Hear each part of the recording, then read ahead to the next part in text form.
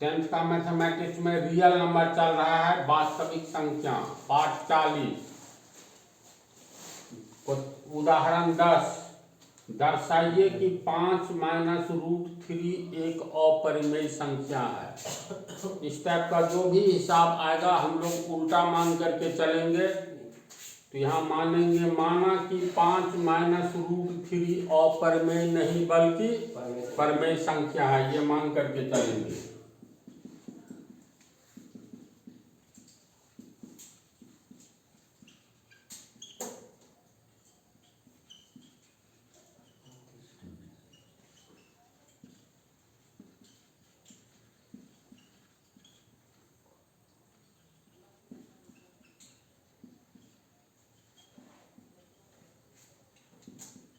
जब ये परिमेय संख्या है तो इसको हम लोग अंश बटा हर के रूप में लिख सकते हैं। अंश और हर दोनों पूर्णांक होना चाहिए, हर शून्य नहीं होना चाहिए, है ना इसी बात। तो 5 माइनस रूट 3 को हम लोग अंश बटा हर, तो चलो अंश मान लो m, हर मान लो n, इतना के रूप में लिखा जा सकता है, जहां m एवं n दोनों पूर्णांक है।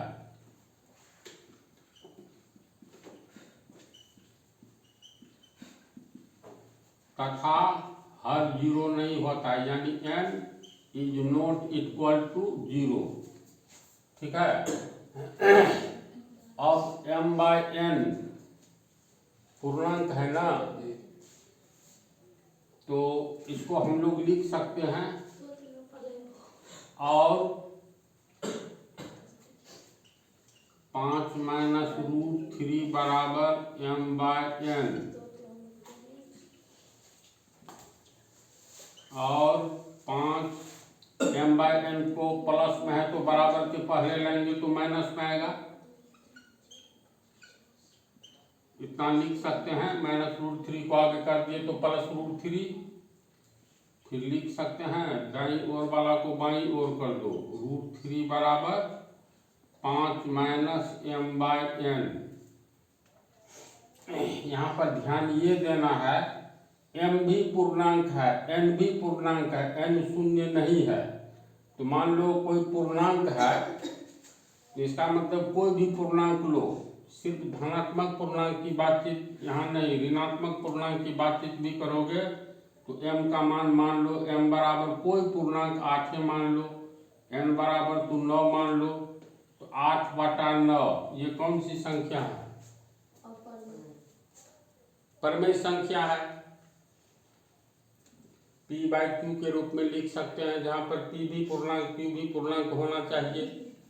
अंश बटा हर को के रूप में परिमेय संख्या को लिखा जा सकता है, जहाँ पर हर शून्य नहीं होना चाहिए, तो हर तो शून्य नहीं है। m और n को कोई भी पूर्णांक मान लेंगे, ऐसी स्थिति में ये क्या हो गया, ये तो परिमेय संख्या हो गया। अब ये 8 में 9 से भाग देंगे तो मान लो 5 माइनस 8 बटा 9, हल करोगे 9 5 से 45 माइनस 8 बटा 9, 45 में से 8 गया 37 बटा 9, परिमेय संख्या हो गया। कुछ भी हम लोग m और n पूर्णांक के रूप में मानेंगे तो 5 में से घटाएंगे तो जो रिजल्ट प्राप्त होगा वह परिमेय संख्या के रूप में प्राप्त होगा, इसमें दो मत नहीं है।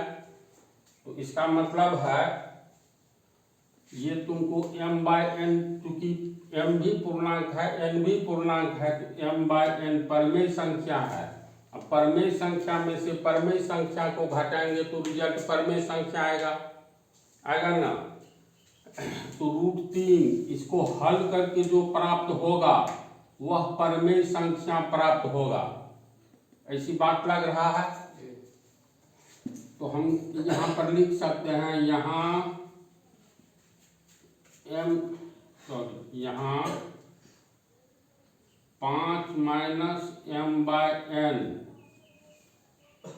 एक परिमेय संख्या है,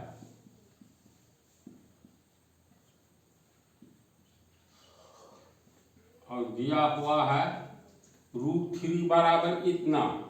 तो √3 बराबर परमेय संख्या, ये परमेय संख्या है तो √3 बराबर लिख सकते हैं, यानी √3 इसको हल करके जो रिजल्ट आएगा परमेय संख्या, तो √3 बराबर परमेय संख्या लिख सकते हैं।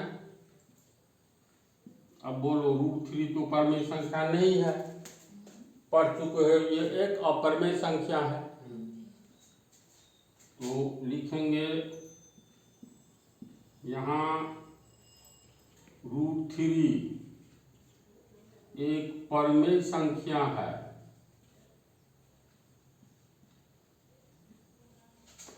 जबकि √3 वास्तव में अपरमेय संख्या है।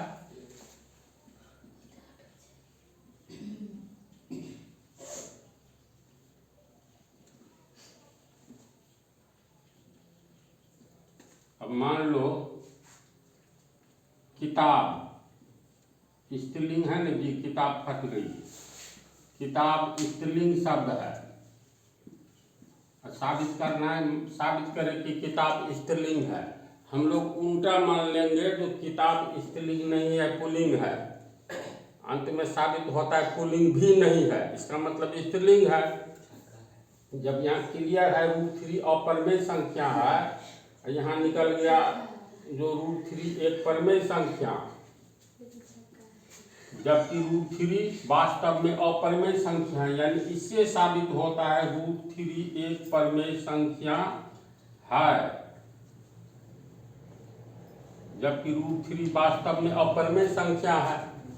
तो ये इसको अगर ये साबित हो जाए किताब बराबर पुल्लिंग,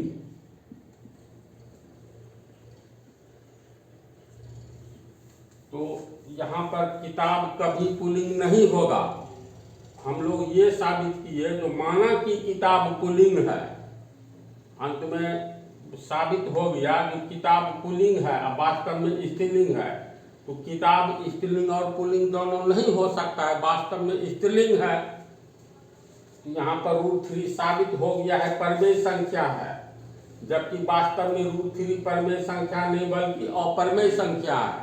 तो √3 परमेय संख्या भी होगा, अपरमेय संख्या भी होगा, किताब स्त्रीलिंग होगी, पुल्लिंग भी होगी, तो ये तो संभव नहीं है। तो ये गलती कहाँ हुआ है, किताब को हम पुल्लिंग मान लिए, इसीलिए न साबित हो गया किताब पुल्लिंग है। तो इसी तरह यहीं पर हम लोग गलत संकल्पना, गलत मान लिए हैं, माना कि 5 - √3 एक परमेय संख्या है। जब परमेय संख्या है तो इसके आधार पर यह साबित हो जाता है √3 सिर्फ √3 परमेय संख्या है, √3 तो मतलब वास्तव में अपरमेय संख्या है। तो इसका अर्थ है हम लोग जो माने हैं यही गलत, यहीं से गलती मान लिए हैं, यानी यहीं से गलती मान लिया, माना कि एक पुल्लिंग है। तो हम लोगों का यह मानना कि किताब पुल्लिंग है, अर्थात 5 - √3 एक परमेय संख्या है, यह मानना गलत है, इसलिए गलत साबित हो गया √3 परमेय संख्या है, जबकि वास्तव में √3 एक अपरमेय संख्या है। तो अंत में क्या लिखेंगे, अंत में लिखेंगे हमारा मानना ही कि 5 - √3 एक परमेय संख्या है, यह मानना ही गलत था, इसीलिए यह कंफ्यूजन पैदा हो गया कि √3 एक परमेय संख्या है, जबकि वास्तव में नहीं है। समझा?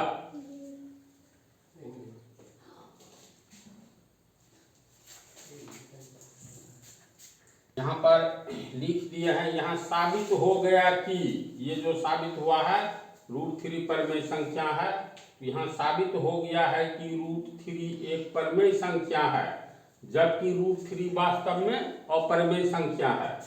यह कंफ्यूजन, ये जो कंफ्यूजन हुआ यानी हिंदी में संदेह इसलिए उत्पन्न होता है कि हमने शुरू में ही गलत मान लिए हैं कि 5 - √3 एक परमेय संख्या है, शुरू में गलती किए, अतः 5 - √3 एक परमेय नहीं बल्कि अपरमेय संख्या है। समझ गया इसको? अब अगले पार्ट में पढ़ना।